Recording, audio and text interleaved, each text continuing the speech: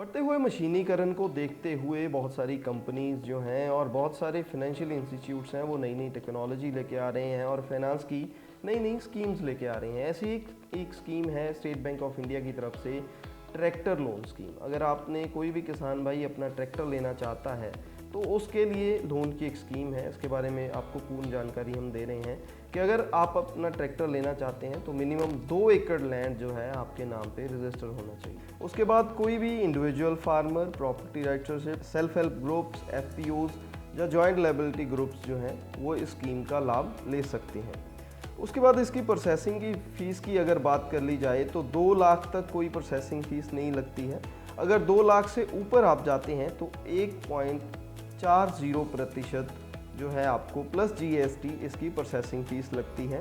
और 1,60,000 तक किसी भी कलेक्टरल की कोई ज़रूरत नहीं होती। अगर आपने ये जो स्कीम है ये 2 लाख से लेके 25 लाख तक की स्कीम है। 25 लाख तक की प्रोजेक्ट कॉस्ट आपकी इसमें बन सकती है, जिसमें 1,60 तक अपने कोई कलेक्टर नहीं देना है। लेकिन उसके बाद अगर आप 1,60 से ज़्यादा इसको अवेल कर रहे हैं, स्कीम का लोन ज़्यादा ले रहे हैं, तो उसमें आपको 100% अगर आपकी 5 लाख की कोई चीज़ है तो 5 लाख की आपको अपनी कोई लैंड या गोल्ड या किसी प्रकार का और एसेट जो है वो बैंक के पास गिरवी रखना पड़ता है।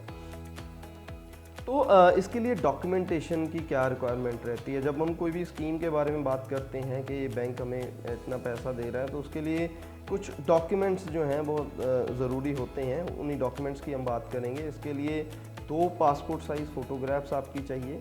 केवाईसी डॉक्यूमेंट होते हैं, जैसे आपका आधार कार्ड हो गया, आपका लाइसेंस हो गया, तो ये आपके केवाईसी डॉक्यूमेंट्स हैं। वो डॉक्यूमेंट्स आपने लेके जाने हैं। उसके बाद आपका लैंड रिकॉर्ड जो आपका लग रहा है उसमें, जिसमें आपका ज़मीन की फ़र्द हो सकती है, जिनमें खसरा, कनौती नंबर सब कुछ मौजूद होता है।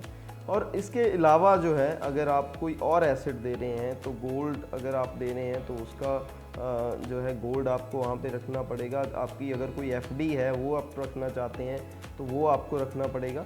लेकिन लैंड रिकॉर्ड जो है, क्योंकि 2 एकड़ इसके लिए ज़रूरी है ज़मीन, अगर आप ये लोन लेना चाहते हैं तो वो लैंड रिकॉर्ड आपको फ़र्ज जो है ज़मीन की इसके लिए देनी पड़ेगी। उसके बाद आपको एक कोटेशन देनी पड़ेगी कि जो मशीनरी आप ले रहे हैं, जो ट्रैक्टर आप ले रहे हैं, उसकी क्या कोटेशन है, मतलब उसका जो पूरा कोटेशन आपको कंपनी दे देती है जिससे आप वो ट्रैक्टर ले रहे हैं। कोटेशन में वो सारी चीज़ें मौजूद होती हैं कि ये कितना खर्चा इस ट्रैक्टर पे हुआ है और एट दी एंड आपको क्या कॉस्ट उसकी पड़ रही है। वो 5 लाख का पड़ रहा है, 6 लाख का पड़ रहा है, या कितने का पड़ रहा है आपको। तो अगर बात कर ली जाए डिसबर्समेंट की, यानी कि पैसा जो है वो किसके खाते में जाएगा, तो जिससे भी आप मशीनरी ले रहे हैं, आप जिससे भी ट्रैक्टर ले रहे हैं, उन्हीं के खाते में ये पैसा जाएगा। वो डिसबर्समेंट जो आपका सप्लायर है, चाहे तो आप किसी डीलर से ले रहे हैं, चाहे आप किसी कंपनी से ले रहे हैं, तो ये पैसा जो है उन्हीं के खाते में जाएगा। और अगर इसकी रीपेमेंट की बात कर लें तो 5 साल का समय जो है इसका आपको मिलता है। 5 साल में हाफ ईयरली यानी कि छमाही, 6 महीने बाद आपकी जब आपकी फसल आती है तभी आपकी इसकी किस्त जो है 6 महीने बाद आपने परचेज़ कर लिया, उसके 6 महीने बाद इसकी पहली किस्त आपने देनी है। यानी कि 10 किस्तों में आप जो है ये लिया हुआ सारा पैसा इसकी रीपेमेंट कर सकते हैं। तो किसान भाइयों, ये तो हमने आपको स्कीम के बारे में बताया कि कैसे आपने इसका बेनिफिट लेना है और क्या क्या बेनिफिट इसमें आपको मिलेंगे। तो अगर कोई भी आपका इससे रिलेटेड कोई और सवाल है, आपके मन में कोई शंका है कि क्या डॉक्यूमेंट्स हैं या क्या एलिजिबिलिटी है, उससे रिलेटेड अगर आपका कोई और भी सवाल है तो अपनी खेती ऐप पे भी आप अपना सवाल डाल सकते हैं और कमेंट बॉक्स में भी आप अपना सवाल डाल के हमसे जानकारी ले सकते हैं। और इस स्कीम को अवेल करने के लिए आप अपने nearest state bank of India की ब्रांच में जाके इसके लिए अप्लाई कर सकते हैं। धन्यवाद।